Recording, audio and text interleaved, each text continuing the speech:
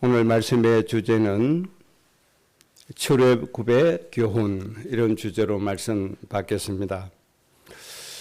우리가 매일 점검해 봐야 될 것이 있죠. 자동차도 계절 바뀔 때마다 꼭 점검해야 된다고 전문가들이 이야기를 합니다. 여러 가지 점검해야 될 사항이 있잖아요.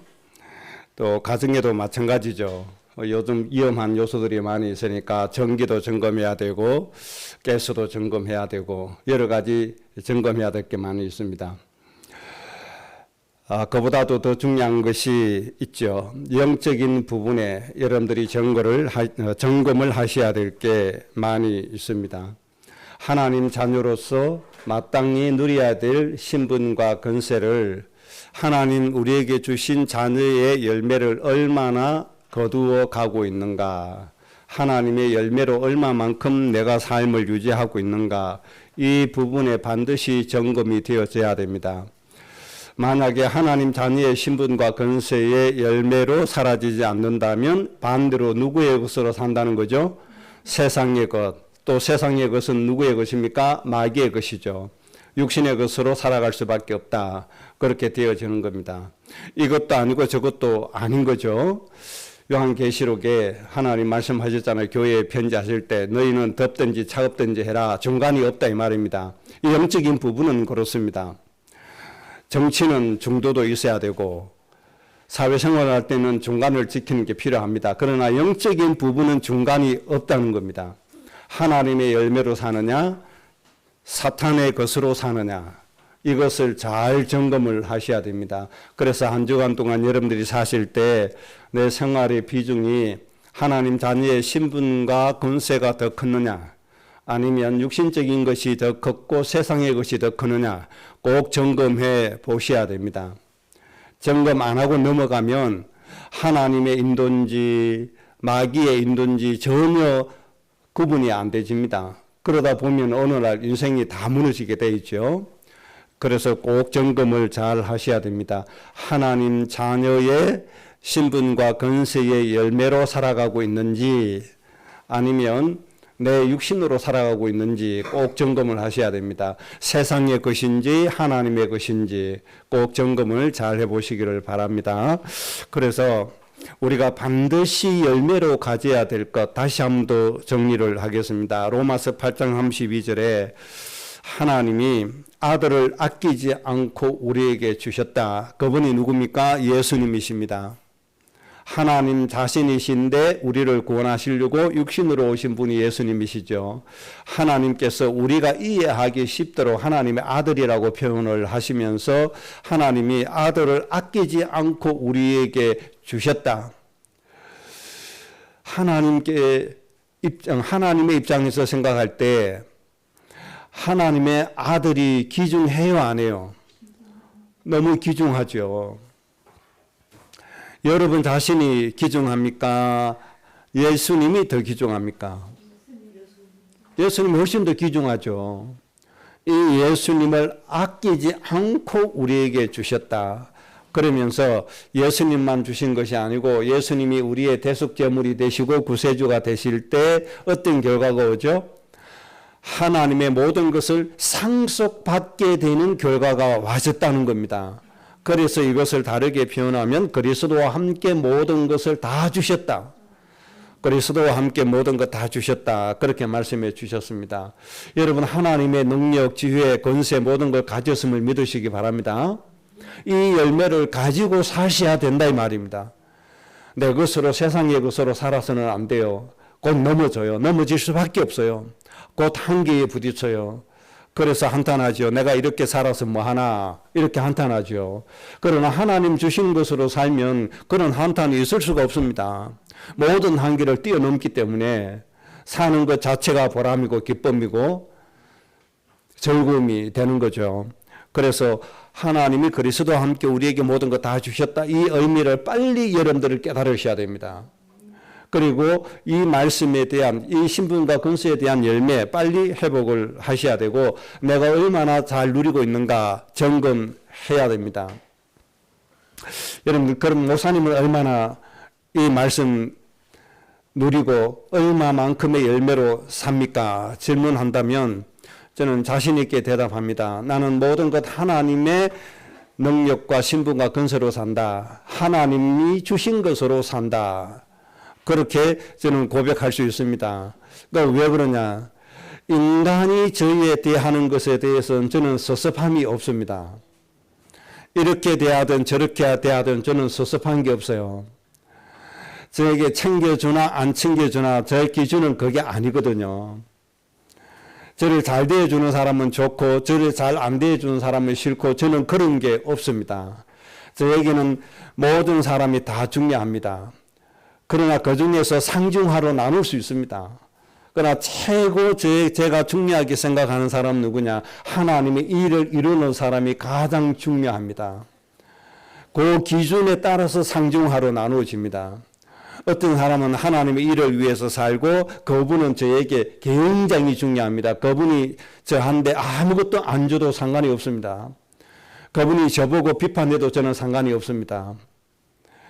그런데 반반씩 사는 사람이 있습니다. 하나님의 일을 위해서도 살고 자기 일을 위해서도 살고 이런 사람은 저는 중간점 그렇게 가치 있게 여깁니다. 아 그렇구나. 이 사람의 인생은 반점 하나님의 일을 하고 반점은 자기의 유익을 위해서 사는구나. 그러면 그 정도로 저는 그 사람을 대합니다. 그럼 하 정도에 되는 사람은 어떤 사람이죠? 하나님의 나라 생각지도 않습니다. 하나님의 뜻, 하나님 일 생각지도 않습니다. 오로지 무엇만 생각하죠? 자기 이익만 생각하는 사람은 이 사람은 자기 이익만 챙기는 사람이구나. 저는 그 정도로 평가합니다. 그러면 이 사람이 저를 욕을 한다. 그러면 저는 하나님의 일을 모르니까 저렇구나. 그렇게 될 수밖에 없다. 그냥 그러고 넘어갑니다. 이런 힘이 저에게 있는 것으로 보아서 저는 하나님이 주신 모든 것으로 산다. 그렇게 얘기할 수 있습니다. 뭐 기념일에 누가 뭐 해준다 안 해준다 그것 때문에 서운하고 안 서운하고 저는 그런 게 없습니다. 저에게 좋은 선물 해주면 좋은 사람이고 안 해주면 나쁜 사람. 저는 저런 기준 벗어난 지 꽤 오래됐습니다. 만약에 제가 그런 것으로 살았다고 하면 이런 시골에 저는 안 있습니다.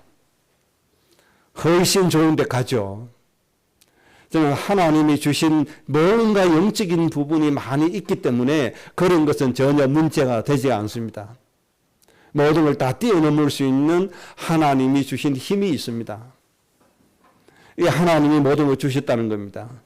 이렇게 나름대로 점검을 해가고 내가 살아가는 이유가 뭐고 살아가는 배경이 뭐고 내가 어떤 힘으로 살아가느냐 하는 부분을 잘 찾게 되는 겁니다. 여러분 하나님 여러분에게 모든 것 다 주셨습니다. 주신 것으로 사시기 바랍니다. 경제 부분에 있어서는 어떻습니까? 경제 부분에 있었어도 저는 남들처럼 저축해 놓은 것이 없습니다. 남들처럼 재산 없습니다. 그런데 뭘 다 받았냐? 저는 다 가졌다니까요. 다 가졌다는 의미가 뭐냐? 그때마다 하나님 은혜로 모든 걸 다 충당하고 살아갑니다. 그 중에 가장 큰 축복이 뭡니까?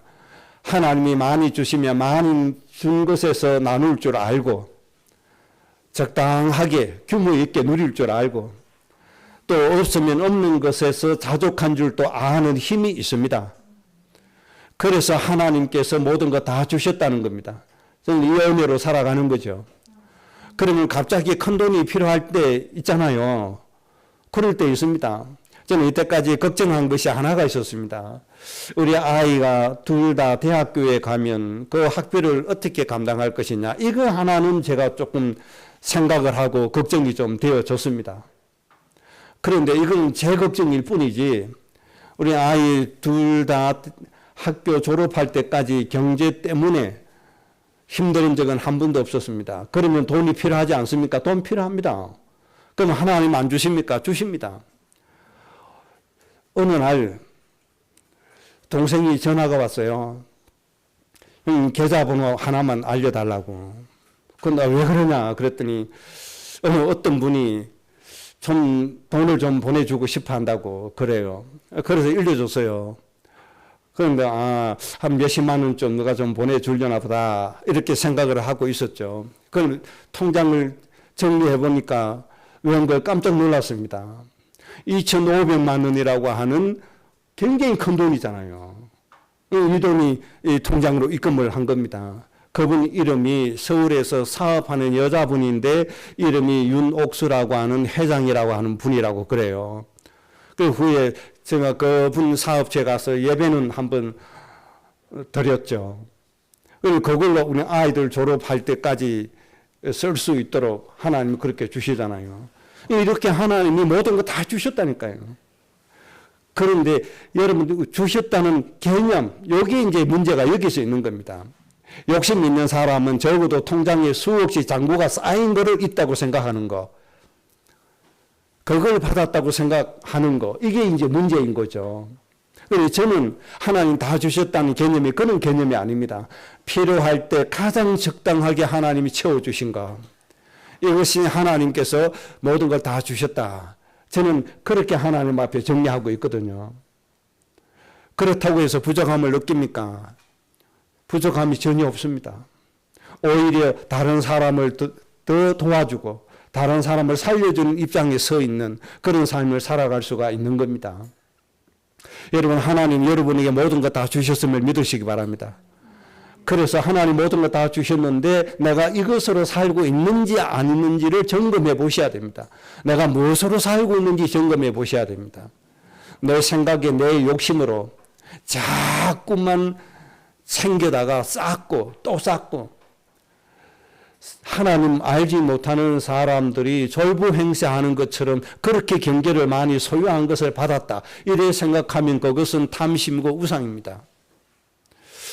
하나님께서 모든 것 주셨다는 의미 잘 좀 생각하시고 누리시기를 주의 이름으로 축복합니다. 그 다음에 로마서 8장 37절에 하나님의 사랑으로 넉넉히 이기게 된다, 이런 말씀을 주셨습니다. 하나님의 사랑으로 말미암아 우리가 모든 것을 넉넉히 이긴다고 말씀해 주셨습니다. 여러분의 육신의 질병 하나님의 사랑으로 이길 줄로 믿습니다. 사람 몸에 암세포가 없는 사람 이 세상에 아무도 없습니다.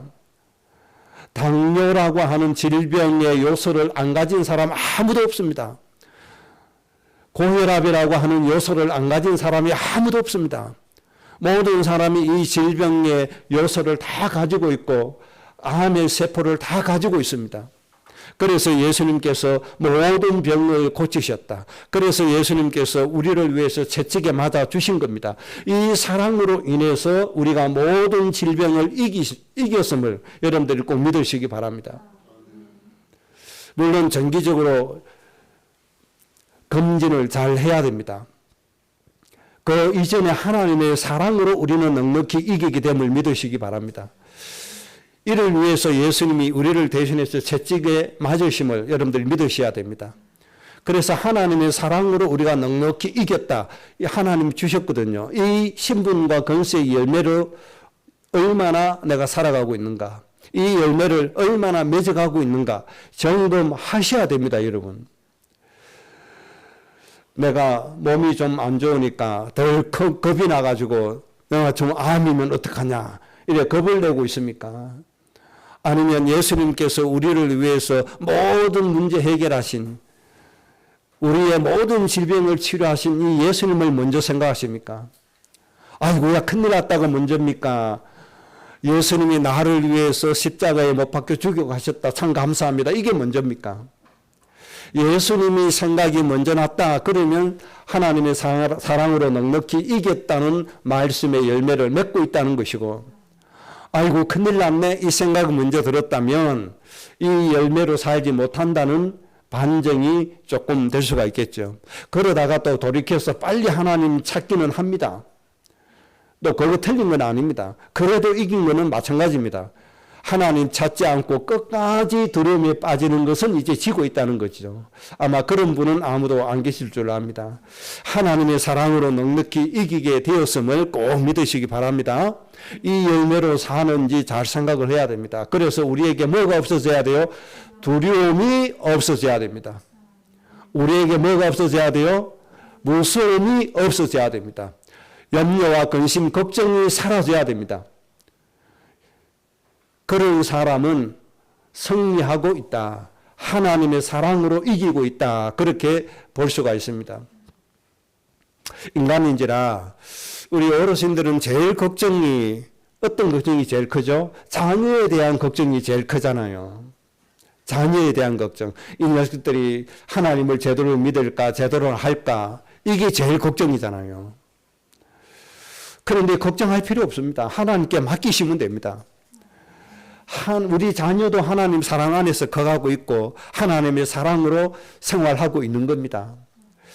뭐 분별하지 못하면 어떡하지? 분별하더라고요. 자식도 더 염려가 되는 자식이 있잖아요. 저도 마찬가지입니다. 저는 큰애 정양이보다는 작은애 완양이가 더 걱정이 되어졌거든요. 그래도 정양이는 기도하려고 하고 성경 읽으려고 하고 예배하려고 애쓰는 모습이 보여지는데 완양이는 그런 모습 누나보다는 좀 적으니까 걱정할 수밖에 없잖아요. 그런데 그거는 걱정에 불과한 것이지 하나님의 은혜가 있고 하나님이 보호하심이 있고 하나님의 인도하심이 다 있는 겁니다. 어느 날 이제 직장 가기 위해서 차로 태워주는데 조심스럽게 얘기를 하더라고요. 얘가 진리를 분별하지 못하면 어떡하냐, 말씀을 모르면 어떡하나 걱정했는데 그게 아니더라고요. 다 분별하고 있더라고요. 뭐라고 얘기하는 거 하니까 집단에는 아주 신중하게 생각하다가 얘기를 한 거겠죠. 그런 얘기 쉽게 잘 못하잖아요. 뭐라고 얘기하는 거 하니까 아주 주저하면서 하는 말이 아빠 다락방은 사회성이 없다. 그래서 나는 안 따라간다. 이러는 거 있죠. 저는 깜짝 놀랐어요. 저는 분별하지 못한다고 생각했거든요. 그런데 그 메시지 옳고 그름을 다 분별하는 거예요. 하나님 편에서 어느 것이 오는가 다 분별하고 있었던 거예요. 그러니까 이런 염려조차도 할 필요가 없구나. 저는 그때 깨달았습니다. 그러면서 평소에 안 하던 말을 엄마에게 해요. 엄마, 그 메시지 듣는 건 좋은데 우리에게 들리게 하지 말고 엄마 혼자 조용히 가서 들으세요. 그렇게 얘기를 하더라고요. 다 분별하고 있습니다. 저는 뭐 전혀 말씀이 뭔지 뭐 그건 모를 줄 알았거든요. 아니에요. 진짜 하나님의 말씀이 뭔지, 진짜 하나님이 원하시는 건 뭔지 다 분별해요. 그래서 진짜 하나님이 원하시는 말씀 따라가요. 그래서 하나님의 사랑으로 넉넉히 이긴다는 겁니다. 여러분 염려하지 말고 하나님의 사랑을 믿으시기 바랍니다. 우리 자녀를 눈동자와 같이 지키시고 사랑하시는 하나님을 믿으시기 바랍니다. 그래서 염려하는 시간에 자녀를 축복하는 기도 속에 들어가셔야 됩니다. 그리고 중요한 건 이 사랑을 끊을 자가 있어요? 없어요? 끊을 자가 없다. 이 세상의 정사도 정치도 끊지 못한다. 이 세상의 철학도 학문도 끊지 못한다. 이 세상에 존재하는 그 무엇도 우리를 향한 하나님의 사랑을 끊을 수가 없다. 하나님이 이렇게 말씀했습니다. 이 사랑의 열매로 여러분들이 살아주시기 바랍니다. 그래서 하나님의 사랑으로 넉넉히 이기게 되어져 있습니다. 질병도 이깁니다. 악한 마귀 사단의 공격도 이깁니다. 세상의 문화도 이깁니다. 인간의 철학도 이깁니다. 인간의 사상도 이기게 되어져 있습니다. 그러니 뭐 하지 말라고요? 염려하지 마시라고요. 무서워하지 마시라고요. 직장에서도 마찬가지입니다. 내가 이것을 할 수 있을까? 하나님이 모든 것을 주셨습니다. 지혜를 주셨습니다. 능력을 주셨습니다. 이 은혜로 이런 모든 건 할 수 있으니까 염려하지 말고 걱정하지 말고 하나님 앞에 감당할 수 있는 힘과 은혜 달라고 기도하시면 됩니다. 세 번째 열매 꼭 점검해 보시기 바랍니다. 로마서 8장 28절에 구원받은 하나님의 자녀, 하나님의 뜻을 이룰 사람에게는 모든 일이 협력하여 선을 이루게 된다. 이런 신분과 건설의 축복이 딱 정해져 있습니다. 우리가 잘할 수도 있고 못할 수도 있잖아요. 사람이 항상 잘하는 게 아니잖아요. 또 사람이 항상 못해지는 게 아니잖아요. 잘하는 게 많은 사람이 있고 반반인 사람이 있고 잘하는 게 부족하고 못한 게 더 많은 사람이 있을 수도 있습니다. 그러나 하나님의 자녀는 이렇게 하든 저렇게 하든 모든 것을 협력시켜서 하나님의 뜻을 이루어 주심을 믿으시기 바랍니다. 그래서 내가 부족함을 알고 너무 낙심에 빠지지 않으셔야 됩니다. 너무 낙심에 빠지지 말고 주저앉지 말고 전능하신 하나님 의지에서 일어서시면 됩니다. 모든 것 하나님이 선을 이루어 주십니다. 아브라함이 좀 믿음이 좀 그랬잖아요. 먹을 거 좀 없다고 불신앙에서 애굽으로 내려가고 자기가 죽을까 봐 아내를 누이라고 속여서 아내를 팔고 이렇게 했습니다마는 하나님은 어떤 결과를 만들어 놓으셨죠? 오히려 아브라함 가정에 언금과 육축이 풍부하여 가나안 땅에 올라가게 하셨다. 그렇게 말씀했습니다. 이렇게 하나님의 선을 이루어 주시는 겁니다. 구원받은 자는 이런 신분과 권세가 있습니다. 그러나 일부러 못하려고 할 필요는 없잖아요. 그런 사람은 없습니다. 그러나 우리가 인간의 양심이 있기 때문에 내가 못하는 것 때문에 자꾸 낙심되어지는 거. 이런 부분에 그렇게 할 필요가 없다는 겁니다. 하나님께서 우리의 모든 일들을 통해서 하나님의 뜻을 이루어 주시는 겁니다. 그 외에도 하나님 우리에게 주신 신분과 권세 너무나 많잖아요. 일일이 우리가 얘기 다 할 수 없고 오늘은 여기까지만 얘기하겠습니다. 그러면 이 열매를 맺기 위해서 우리가 어떻게 해야 되느냐 하는 겁니다. 요한복음 15장에 하나님은 농부다, 예수님은 나무다, 우리는 뭐다? 가지다.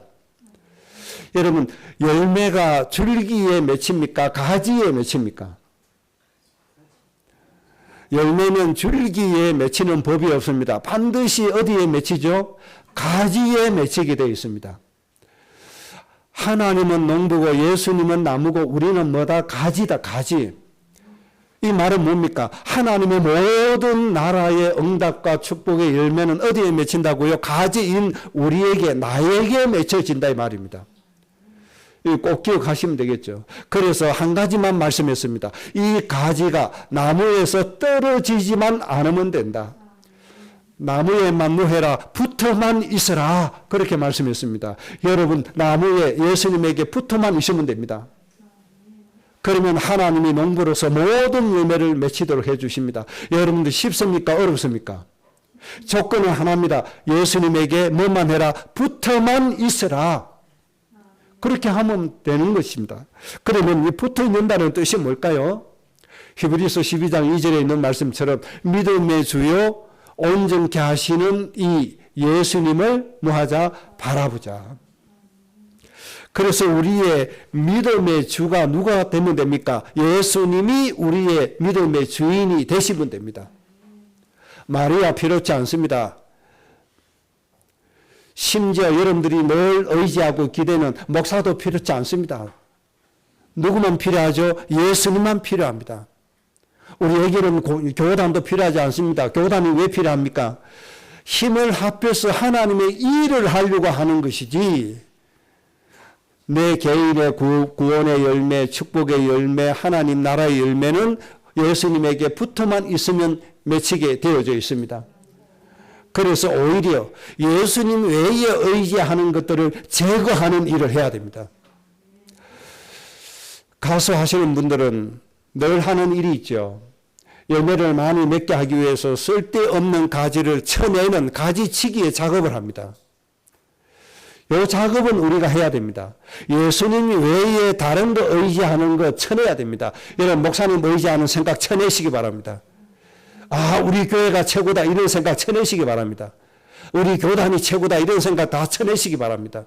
뭐만 있어야 됩니까? 믿음의 주인이요 온전케 하시는 예수님만 보는, 예수님만 의지하는 이 믿음만 딱 가지면 되는 것입니다. 이게 예수님에게 붙어 있는 겁니다. 요거 하나만 가져야 됩니다. 사람은 은혜를 아는 것은 중요합니다. 이 사람이 나에게 도움을 줘서 감사하는 마음은 가져야지 그 이상 넘어서면 안 됩니다.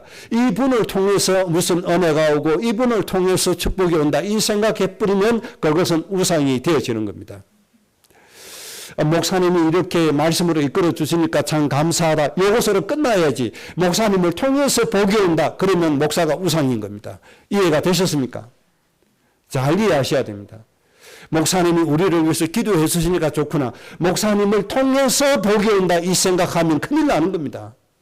여러분, 복은 예수님을 통해서 온다고 믿으시기 바랍니다. 예수님 외에는 우리에게 은혜와 축복을 주실 존재는 없습니다. 그러면 목사의 역할은 뭡니까? 여러분을 하여금 기도하게 동기를 부여하는 것이고, 말씀 읽도록 동기를 부여하는 것이고, 여러분들을 하나님의 푸른 조장으로 이끌어주는 역할을 하는 것이지, 이 역할이 예수님을 대신할 수 없는 거잖아요. 여러분 열매 맺게 하시는 분은 예수님임을 꼭 믿으시기 바랍니다. 그래서 사람 의지하고 다른 거 의지하는 거 다 정리하시고 예수님에게만 붙어 있어지기를 주의 이름으로 축복합니다. 그러면 하나님이 모든 열매를 다 맺도록 해 주실 겁니다. 예수님 바라보세요. 다른 거 보지 말고. 그 바라본다는 얘기는 뭡니까? 생각입니다. 생각. 지금 예수님이 우리 육신의 눈으로 보여지는 게 아니니까 내 생각으로 예수님을 묵상해야 된다 이 말입니다. 그래서 잠자기 전에 예수님을 한번 생각해 보세요. 예수님 사역하신 것도 생각하시고, 예수님이 나를 위해서 십자가에서 죽으신 것도 생각하시고, 예수님께서 가난하고 병든 자를 고치신 것도 생각하시고, 예수님께서 나를 위해서 혈관이 터질 정도로 기도하시는 그 모습도 좀 생각하시고, 또 일어나면 예수님 생각하시고, 나를 위해서 채찍에 맞으신 예수님 좀 생각하시고, 좀 이렇게 하는 것이 예수님에게 딱 붙어 있는 것입니다. 그래서 하나님이 예수님과 함께 모든 것을 다 주셨다는 그 엄청난 축복을 날마다 충만하게 누려주시기를 주의 이름으로 축복합니다. 오늘 본문의 말씀 출애굽기는 세 부분에 대해서 중요한 포인트만 잡으면 되겠습니다. 출애굽기 성경에 양이 많습니다. 그렇지만 세 부분의 중요한 포인트만 딱 정리하면 간단하게 출애굽기 말씀 전체의 말씀의 축복과 인도를 받을 수가 있습니다. 그 첫째 부분은 하나님이 어떻게 역사하시고 왜 역사하시느냐, 하나님에 관한 중요한 포인트 정리하면 됩니다. 그 다음에 백성들입니다. 하나님의 인도함을 받은 백성들이 어떤 상태였는가, 백성들을 통해서 중요한 포인트 얻어내면 됩니다. 그 다음에 하나님이 쓰신 종 이스라엘의 지도자 모세에게 주신 하나님의 중요한 포인트, 이 세 부분의 중요한 포인트만 정리하면 되겠습니다. 그래서 첫째, 하나님의 역사의 포인트를 딱 정리하면 됩니다. 하나님의 역사의 포인트는 세 가지입니다. 첫째는 하나님의 역사의 근거가 뭐냐 하는 것입니다. 그리고 하나님이 선택하신 하나님의 일을 하는 사람은 하나님이 어떻게 인도하시느냐 하는 부분입니다. 그 다음에 세 번째 포인트는 하나님은 사람들이 심은 대로 열매를 맺게 하신다라고 하는 부분입니다. 이 세 부분의 하나님에 대한 포인트 정리하면 됩니다. 첫째는 하나님의 역사의 근거는 언약이라고 하는 근거로 하나님은 역사하십니다. 꼭 기억을 하시면 되겠습니다. 오늘 출애굽기 2장 23절에서 25절의 말씀이 바로 그 말씀입니다. 24절에 하나님이 아브라함과 이삭과 야곱에게 세운 언약을 기억하사, 하나님의 역사의 근거요, 역사의 기준은 하나님이 주신 언약입니다. 이 언약이란 말은 하나님의 맹세입니다. 하나님이 노아 방주 사건 이후에 노아에게 언약하사 말씀을 주셨잖아요. 그게 맹세입니다. 어떤 맹세를 주셨죠? 다시는 홍수로 온 인류를 멸망하지 않겠다. 하나님이 노아에게 주신 맹세입니다. 그리고 하나님께서 아브라함에게 주신 맹세, 창세기 17장입니다. 그 언약이죠. 그 맹세가 뭡니까? 너는 모든 민족의 아버지가 되라. 이것이 하나님이 주신 맹세입니다. 언약입니다. 너가 모든 민족의 아버지가 될 수 있도록 내가 너로 큰 민족을 이루어 주겠다. 너에게 왕들이 나오게 해 주겠다. 하나님이 그렇게 맹세해 주셨습니다. 하나님의 모든 역사의 근거는 이 맹세를 기준으로 하나님이 주신 맹세의 근거로 하나님이 역사하십니다. 이것을 꼭 기억하셔야 됩니다. 만약에 여러분들이 하나님 앞에 철하기도 하고 금식기도 하는데 여러분들 그 근거가 하나님의 맹세와 안 맞는 근거로 철하기도 하고 금식기도 한다. 그러면 응답이 전혀 없습니다. 하나님의 역사 전혀 없습니다. 하나님은 말씀대로 역사하시는 분이신데 그 말씀 중에 말씀은 맹세로 주신 언약입니다. 이 말씀대로 하신다는 걸 꼭 기억하셔야 됩니다. 430년 동안 애굽의 노예 생활하는 이스라엘을 해방시키는 근거가 바로 창세기 17장에 맹세하신 근거입니다. 아브라함, 이삭, 야곱에게 맹세하신 것이 창세기 17장입니다. 너는 모든 민족의 뭐가 되라 부모의 역할을 감당해라. 이 세상에 죽어가는 모든 사람의 부모의 역할을 해서 그들을 좀 살려라. 이 근거로 하나님께서 역사하신다는 겁니다. 이 이유를 놓고 이스라엘 백성들을 애굽에서 해방시켜서 어디로 들어가시겠다는 거죠? 가나안 땅으로 들어가겠다. 그렇게 말씀하신 겁니다. 꼭 기억하셔야 됩니다. 여러분 정말 응답 받고 싶거든, 하나님의 축복을 받고 싶거든, 하나님의 맹세와 여러분들의 맹세가 같아져야 됩니다. 여러분들의 이유와 하나님의 이유가 같아져야 됩니다. 왜 하나님의 축복을 받아야 됩니까? 내가 왜 건강해져야 됩니까? 모든 민족의 아버지, 어머니의 역할을 감당해야 되기 때문에 여러분들이 모든 질병에서 이기셔야 됩니다. 여러분들이 천국에 가실 때까지 몸의 모든 질병 다 이기고 아주 건강하게 부부의 역할을 하다가 가시기 바랍니다. 아주 건강한 가운데 이 땅에 죽어가는 저 영혼들을 살리게 해달라고 기도하시다가 가시기 바랍니다. 여러분들 정말 죽어가는 저 영혼들 가슴에 품고 기도하다가 매일같이 죽어가는 저 5만 명의 영혼을 살리게 해달라고 기도하다가 하나님의 부르심 받고 천국 가시기 바랍니다. 여러분 이것보다 아름다운 곳이 어디 있겠습니까? 하나님이 그런 축복을 주실 줄로 믿습니다. 100세 시대라고 하는데 여러분들은 정말 120세까지 꼭 사셔야 됩니다. 그렇게 살아야 될 이유가 있습니다. 골로새서 2장의 응답 때문에 여러분들이 120세까지 사셔야 돼요. 왜요? 후대를 위해서 기도하셔야 되니까. 후대가 말씀으로 정복하고 다스리는 세상을 만들어야 되니까. 하나님이 그렇게 응답해 주실 겁니다. 하나님의 맹세와 여러분의 맹세가 일치가 되면 됩니다. 하나님이 꼭 응답해 주실 줄로 믿습니다. 그 다음에 오늘 출애굽기 4장에 읽은 말씀은 여러분 도무지 이해가 안 되는 말씀일 겁니다. 하나님이 모세에게 애굽의 백성들을 이끌어내어서 가나안 땅으로 가라. 사명을 주시고 이 사명을 받은 모세가 애굽으로 내려가는 길인데 하나님이 갑자기 나타나시더니 이 모세를 죽이려고 하신다 이 말입니다. 아니 백성들을 이끌어내라고 사명 주실 때는 언제고 그 사명 받들고 가는 사람을 하나님이 죽이려고 하신다 이 말이에요. 이게 도대체 무슨 일입니까? 그 하나님이 이렇게 터무니없는 일을 행하시는 분이십니까? 아니죠.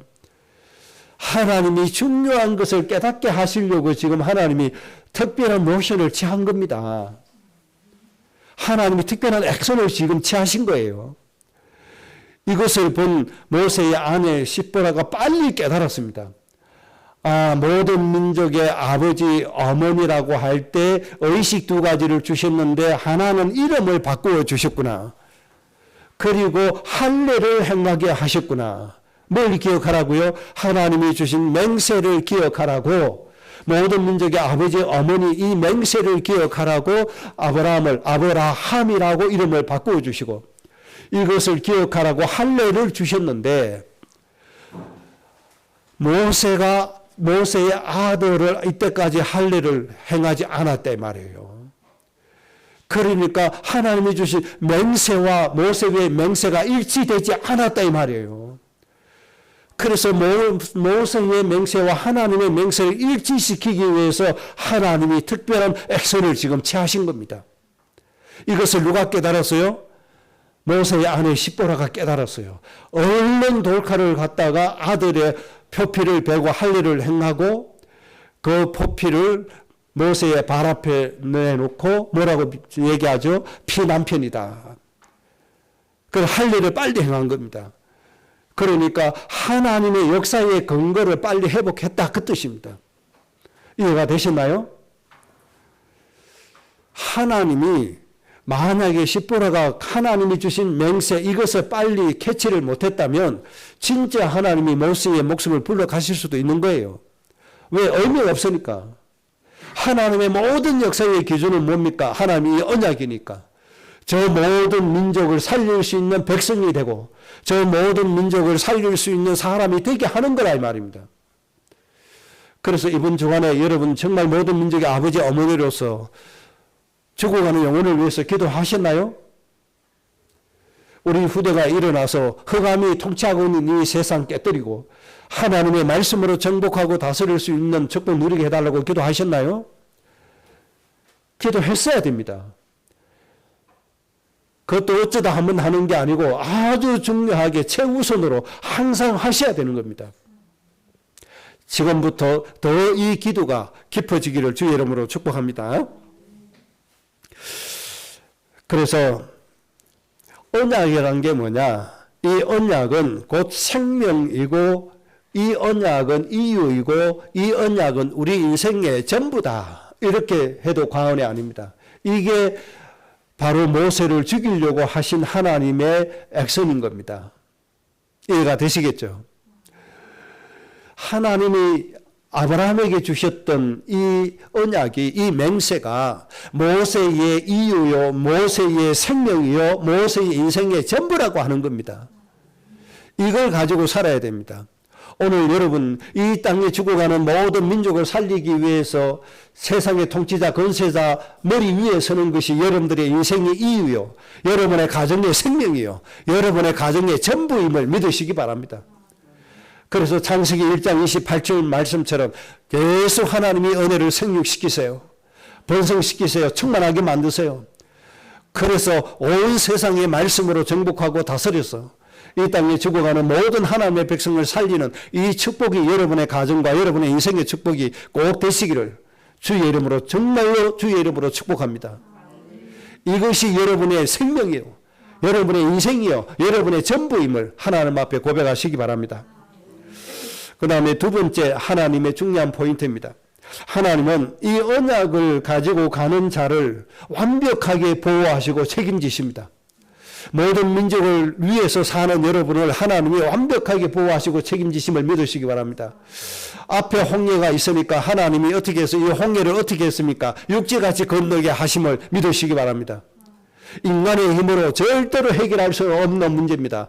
여러분 이 땅에 70억의 영혼을 여러분들이 먹여 살릴 수 있습니까? 없습니다. 절대 할 수 없습니다. 이런 홍해와 같은 문제를 하나님이 갈라주십니다. 하나님이 정복하고 다스리는 날 그 일을 할 수 있도록 해 주실 겁니다. 이 홍해가 어딘지 아십니까? 지금 수단에서 내전이 일어났잖아요.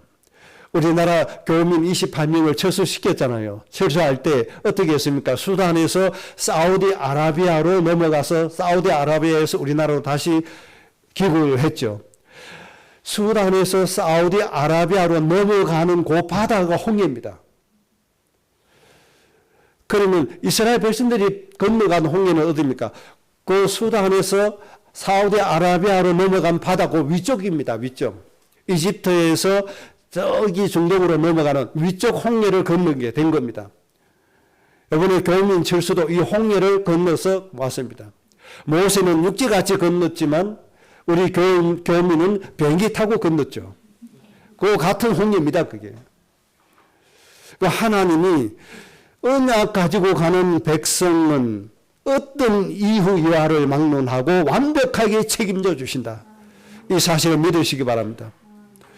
광야의 기온이 너무 크니까 하나님께서 어떻게 했어요? 구름 기둥을 가지고 뜨거운 열기를 식히시고 뜨거운 햇빛을 막아주신 겁니다.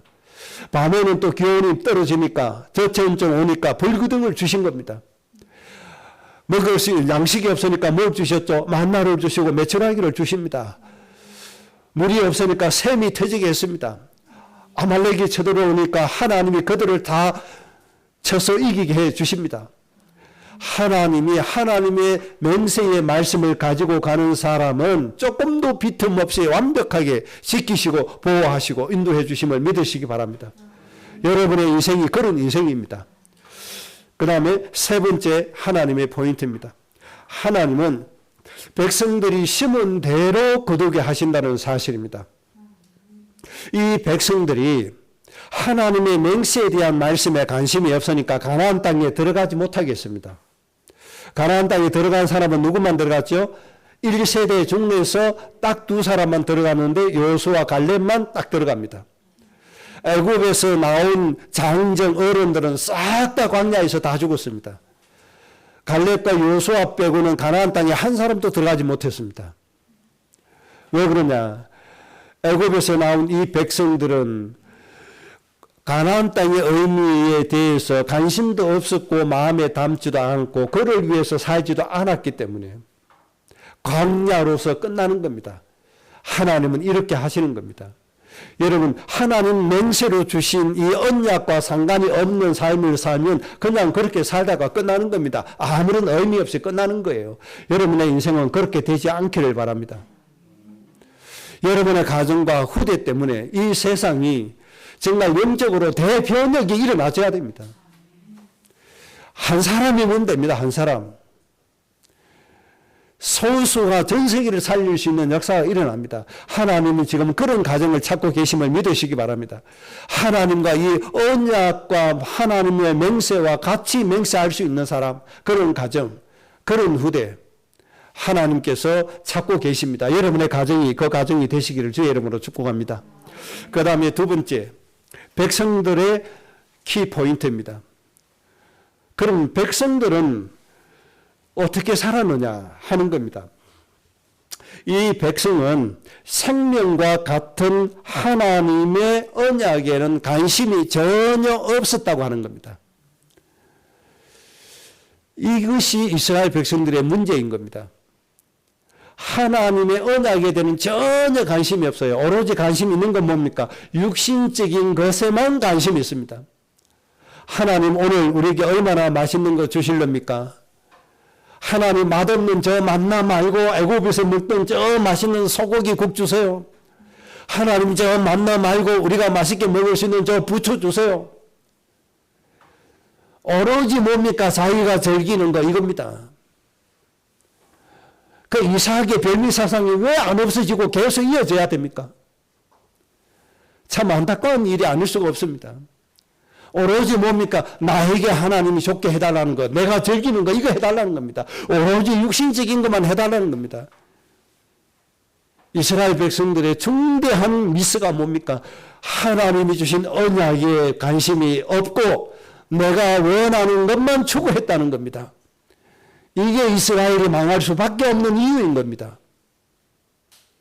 아무리 하나님의 큰 기적, 10가지의 엄청난 기적을 체험하고 홍해를 육지같이 건너는 기적을 체험하고 하나님의 엄청난 기적을 누린 사람이라고 할지라도 언약이 없는 사람, 하나님의 맹세와 상관이 없는 민족은 끝까지 하나님이 사용하실 수 없다는 겁니다.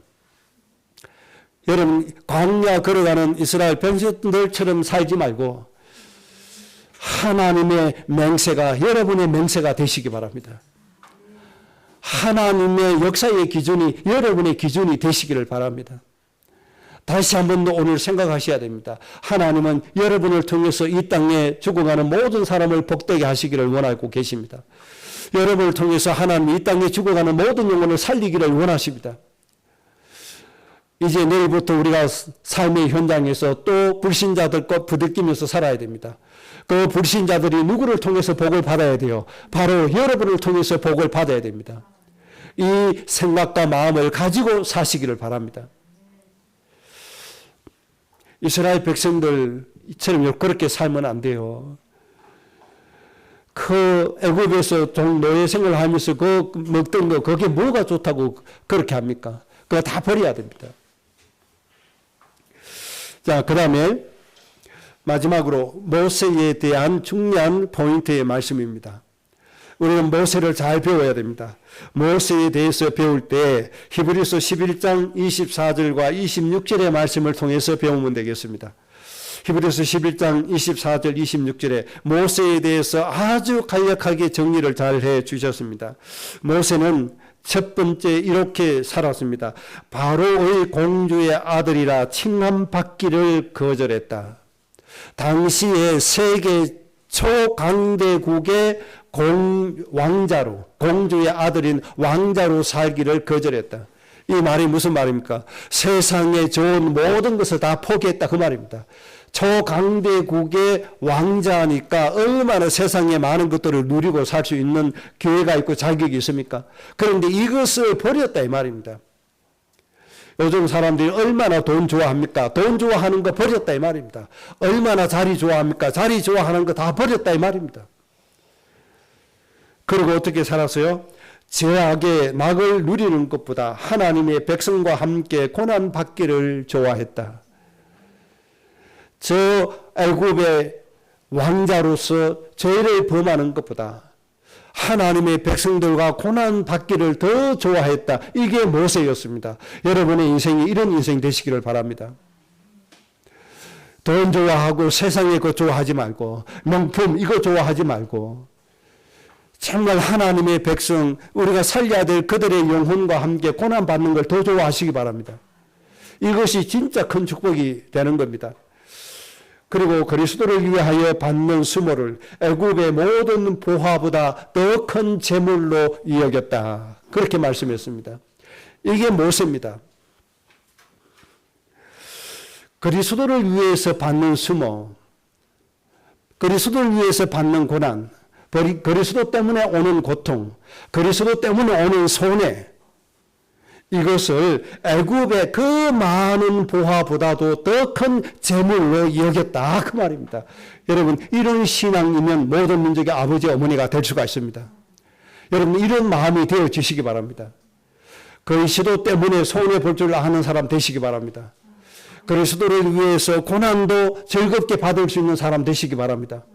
이런 사람이 초강대국의 그 많은 재물보다도 더 큰 재물이다. 모세가 그렇게 했다 이 말입니다. 이 시대에 이런 사람이 필요한 겁니다. 전부 다 요즘 뭐라고 그러죠? 돈에 눈이 벌게 가지고 막 돈밖에 모르는 세상. 얼마나 안타까운 세상입니다. 교회도 돈, 기업도 돈. 그래서 돈이 우상이 됐다고 말씀했잖아요. 돈이 뭐라고 했습니까? 성경에 바울이 일만 악의 뿌리가 돈이라고 그랬습니다. 그런데 모세는 돈을 보고 가지 않았다는 겁니다. 내가 그리스도를 위해서 전 수모를 당하고 그리스도를 위해서 조금 손해보는 거, 이것이 재물 중에 가장 큰 재물이다.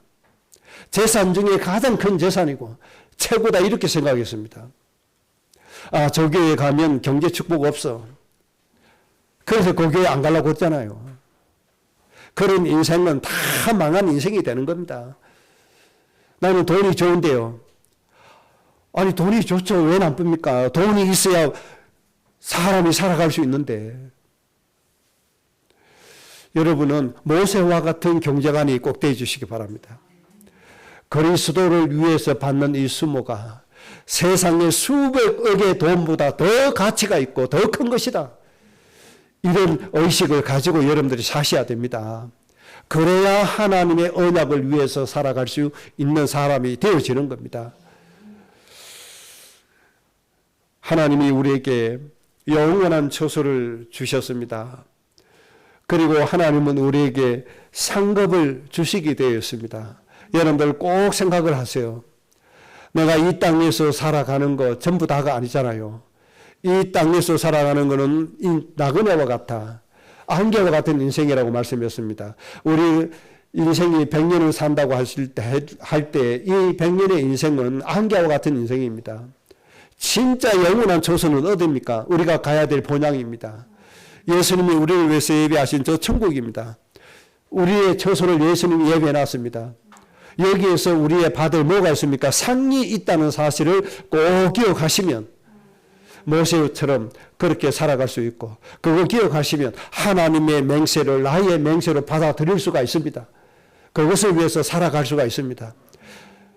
하나님이 상 주신 그 축복으로 인해서 여러분의 인생이 위안을 받고 큰 축복이 되어지고 큰 열심으로 하나님의 이 맹세해 주신 말씀을 이루는 여러분의 인생 되시기를 주의 이름으로 축복합니다. 합심으로 기도하십시다. 하나님 오늘 주신